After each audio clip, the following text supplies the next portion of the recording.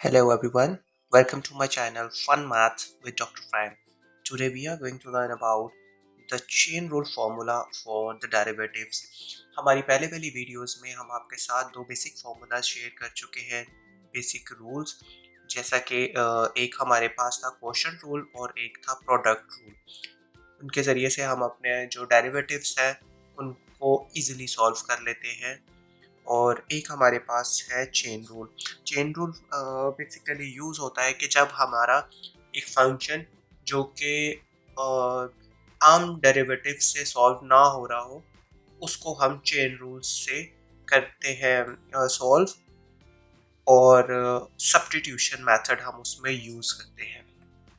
ठीक है, D Y over D X हमारा बेसिक होता है फॉर्मूला डेरिवेटिव्स को सॉल्व करने के लिए, जिसके अंदर y, अगर हम एक फंक्शन होता है हमारे पास सपोज f ऑफ x, इसको हम लिखते हैं y, इसका मतलब होता है y जो डिपेंड कर रहा है x पे।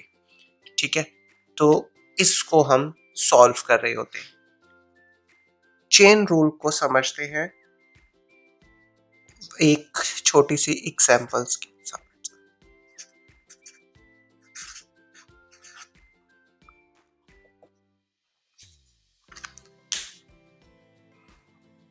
एग्जाम्पल पे जाने से पहले हम इसको किस तरीके से यूज करेंगे, by using chain rule formula हम dy को ब्रेक करते हैं dx के साथ।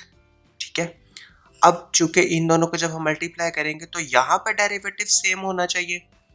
सपोज कर लेते हैं कि यहाँ पे कोई एक वेरिएबल है जिसको हम सब्स्टिट्यूट करेंगे। सपोज ये y है, तो y को हम क्या देते हैं कि x की पावर 10 है प्लस 2x है, और इसकी होल की पावर 1/99 है।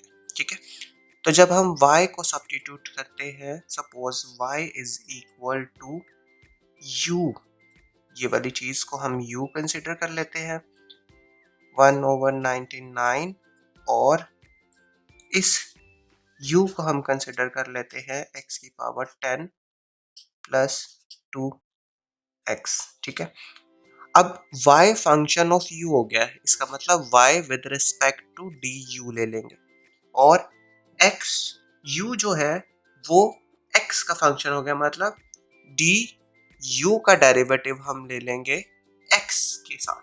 ठीक है जी, इसको जब हम सॉल्व करेंगे तो ये आएगा dy ओवर du। तो हमें बेसिक फॉर्मूला पता है कि पावर पहले आ जाती है। ठीक है, और पावर में से एक माइनस हो जाता है, प्लस सॉरी -1। ठीक है, और इसका derivative with respect to u वो 1 ही आ जाएगा।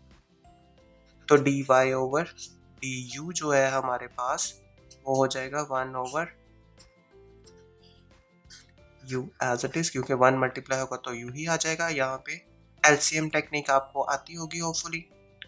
1 माइनस 99 डिवाइडेड बाय 99, और ये आ जाएगा dy ओवर du हमारे पास 1 ओवर 99, और u की पावर आ जाएगी -98 ओवर 99। ठीक है जी, इसी तरह हम ये सॉल्व करते हैं। du का डेरिवेटिव लेंगे with respect to dx। Power पहले, पावर में से एक माइनस लेंगे तो 9 आ जाएगा, प्लस इसका 2 आ जाएगा। ठीक है, ये हमारे पास इसका डेरिवेटिव आ गया। अब जब हमने इसका, क्योंकि हमने इसको विद रिस्पेक्ट टू सॉल्व किया है चेन रूल से, तो हमें पता है कि dy ओवर du मल्टीप्लाई होगा du ओवर dx के साथ। तो ये दोनों कट जाएंगे, तो इसका आंसर हमारे पास dy ओवर dx ही आएगा। अब हमें पता है इन दोनों टर्म्स को हमने मल्टीप्लाई करना है।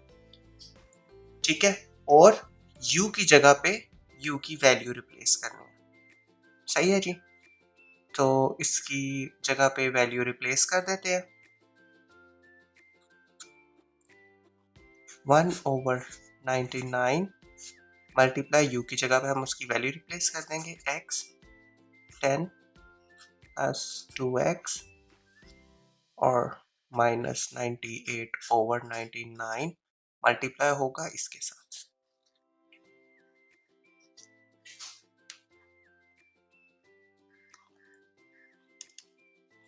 ये मल्टीप्लाई हो जाएगा 10x⁹ 2 के साथ। इसको मजीद आप आगे सिंप्लीफाई भी कर सकते हैं। आगे बढ़ते हैं और एक और एग्जांपल सॉल्व करते हैं जो कि आपके पेज नंबर 62 पे दिया है। एग्जांपल 1 है, ये हमारे पास सेकंड ईयर की बुक है, उसके अंदर पेज नंबर 62 पे है। इसमें है f ऑफ x जो है हमारे पास वो दिया हुआ है x³ +1 9। इसको जब हम सॉल्व करते हैं, क्योंकि हमारे पास y होता है, हमें dy/dx लेना है। इसको हम सब्स्टिट्यूट करते हैं dy/du इंटू du/dx। इसकी डिवीजन कैसे करेंगे? हम कहते हैं कि u इज इक्वल टू है x³ +1 के और y है u is equal to u⁹9। ठीक है जी। अब हमें क्या करना है, हमें ये दो डेरिवेटिव्स कैलकुलेट करने हैं।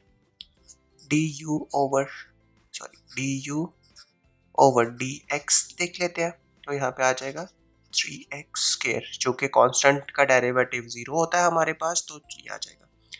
अब dy/du कैलकुलेट कर लेते हैं। सिंपल रूल है जी, पावर पहले और पावर में से एक माइनस और इसका डेरिवेटिव 1 आ जाएगा विद रिस्पेक्ट हो जाएगा 9u⁸8। ठीक है। सो गाइज ये हमारे पास dy/du है जो कि 9 × u⁸8 और du/dx हमारे पास 3x² है और u हमारे पास था x³ +1। ठीक है। अब हमें dy/dx कैलकुलेट करना है, जो कि हमने सब्स्टिट्यूट किया था dy/du में और du/dx में। तो ये दोनों की वैल्यूज हम कैलकुलेट कर चुके हैं। ठीक है, इन दोनों को यहाँ पे सब्स्टिट्यूट कर देते हैं। 9u⁸8 मल्टीप्लाई होगा 3x² से। ठीक है।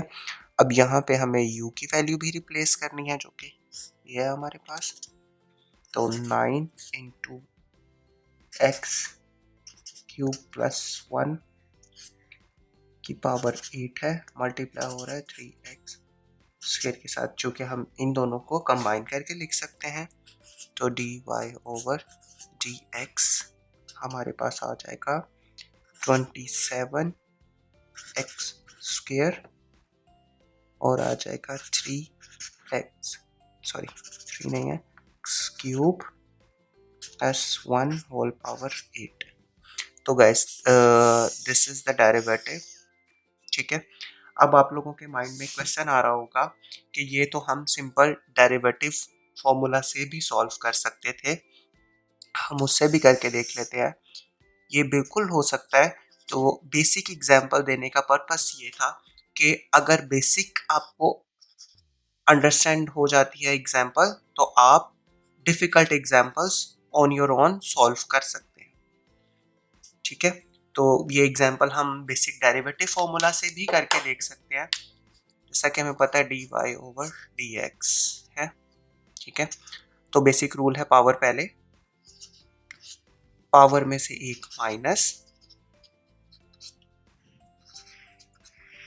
और टर्म का डेरिवेटिव, इसका डेरिवेटिव आ जाएगा 3x स्क्वायर।